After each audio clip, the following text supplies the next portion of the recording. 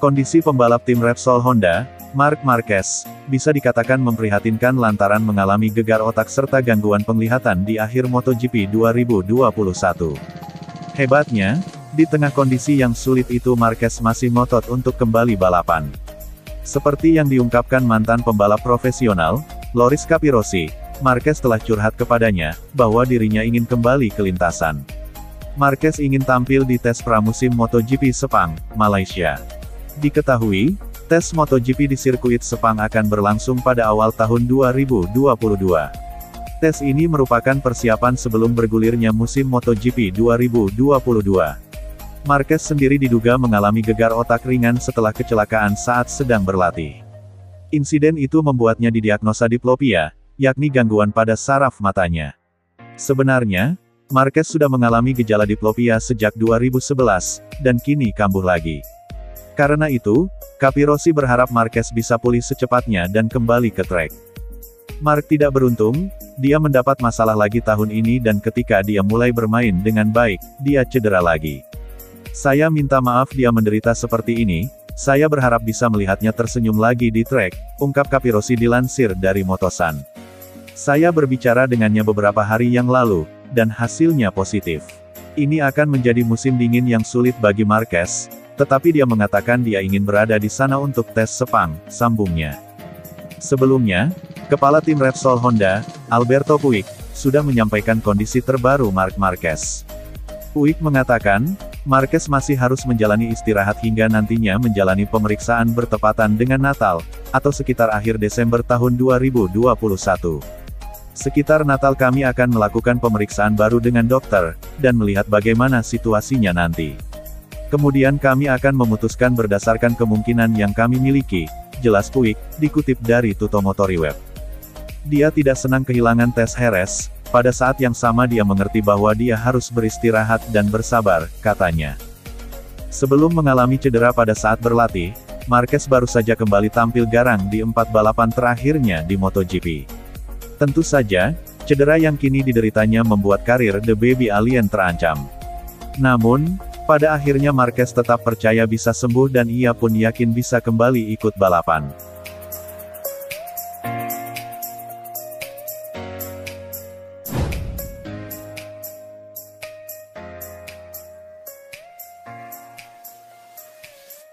Ducati tampil menggila di MotoGP 2021, terbukti dari keberhasilan tim asal Italia itu dalam meraih gelar tim serta tim konstruktor terbaik di tahun tersebut. Menariknya, kebangkitan Ducati itu lantas tak membuat pembalap Aprilia, Alex Espargaro langsung memfavoritkan rider-rider Ducati sebagai kandidat juara MotoGP 2022. Menurut Espargaro, kandidat juara MotoGP 2022 tetaplah Marc Marquez, Repsol Honda. Ia percaya andai Marquez sudah pulih dari cedera dan kembali ke lintasan di MotoGP 2022, maka The Baby Alien bisa menjadi juaranya.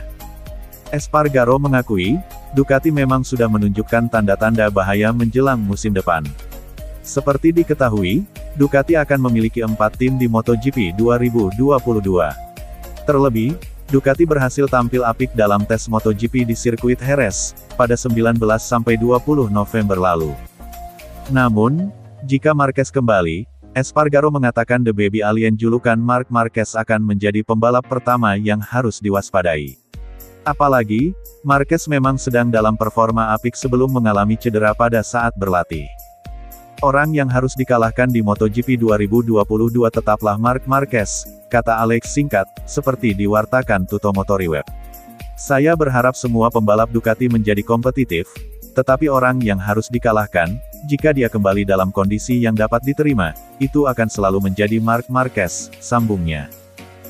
Marquez sendiri memang sedang membara dalam 4 balapan terakhirnya di MotoGP 2021 sebelum mengalami cedera. Ia berhasil memenangkan 2 diantaranya, dan selalu masuk dalam urutan 5 besar. Sayangnya, Marquez mengalami cedera sebelum gelaran MotoGP Algarve 2021. Saat ini, Marquez sedang menjalani pemulihan usai mengalami cedera diplopia. Menarik tentunya melihat persaingan Marc Marquez bersama motor Hondanya melawan rider-rider Ducati yang saat ini dipimpin oleh Francisco Bagnaia. Jangan lupa juga Fabio Quartararo Monster Energy Yamaha, yang berstatus juara dunia pada edisi 2021.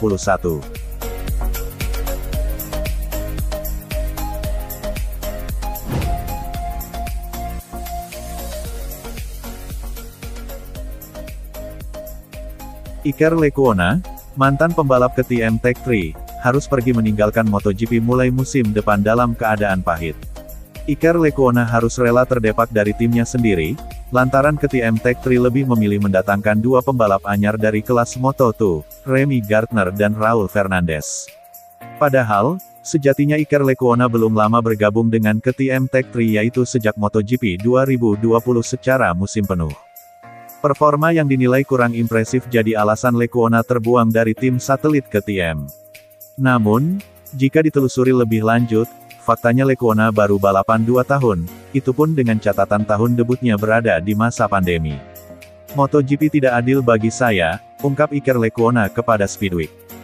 Keputusan KTM Tech3 menendang Lecuona nyatanya tak lepas dari sikap gegabah petinggi mereka, yang tak ingin kehilangan Raul Fernandez. Raul Fernandez sempat diincar Yamaha untuk naik ke MotoGP. Yamaha bahkan rela membayar penalti denda Fernandez jika bersedia keluar dari kontrak terikat tim pabrikan Austria itu. Situasi mendesak membuat KTM langsung gerak cepat mengamankan Fernandez, demi menghindari hilangnya aset emas mereka seperti musim lalu ketika Jorge Martin jatuh ke pinangan Ducati. Sedangkan di satu sisi, Iker Lecuona tentu butuh waktu untuk membuktikan diri. Apalagi di musim debutnya, ia sempat harus menepi dari beberapa seri balapan akibat terkonfirmasi COVID bersama saudara dan asisten pribadinya. Pembalap asal Spanyol itu juga menegaskan bahwa usianya yang terlalu muda tidak seharusnya dijadikan alasan. Kesalahan saya adalah bukan karena dipromosikan ke MotoGP karena terlalu muda, tegas Lecuona. Akibat krisis COVID, saya tidak bisa balapan banyak di musim debut, saya melewatkan beberapa seri dan kesempatan menempuh motor MotoGP juga lebih sedikit. Jadi inilah mengapa saya merasa tidak adil. Bukan karena usia terlalu muda. Mungkin ada yang bilang saya belum siap naik MotoGP, tetapi saya memiliki apa yang diperlukan untuk bertarung di MotoGP. Itu terbukti dari beberapa hasil 10 besar saya di musim lalu dan musim ini, ujar Lecuona lagi. Faktanya, performa menanjak Lecuona memang baru mulai terlihat di paruh kedua MotoGP 2021. Namun ia sempat mengalami crash sehingga gagal finish. Sedangkan pihak KTM dikejar target untuk bangkit setelah terpuruk di musim ini.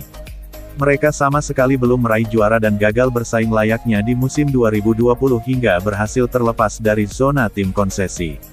Terlepas dari itu, Iker Lecuona sendiri sempat ditawari untuk kembali ke kelas Moto2. Namun ia menolak karena alasan tekanan yang bisa lebih besar jika turun kasta. Di tahun depan, Iker Lecuona akan menjajal World Superbike bersama tim Honda.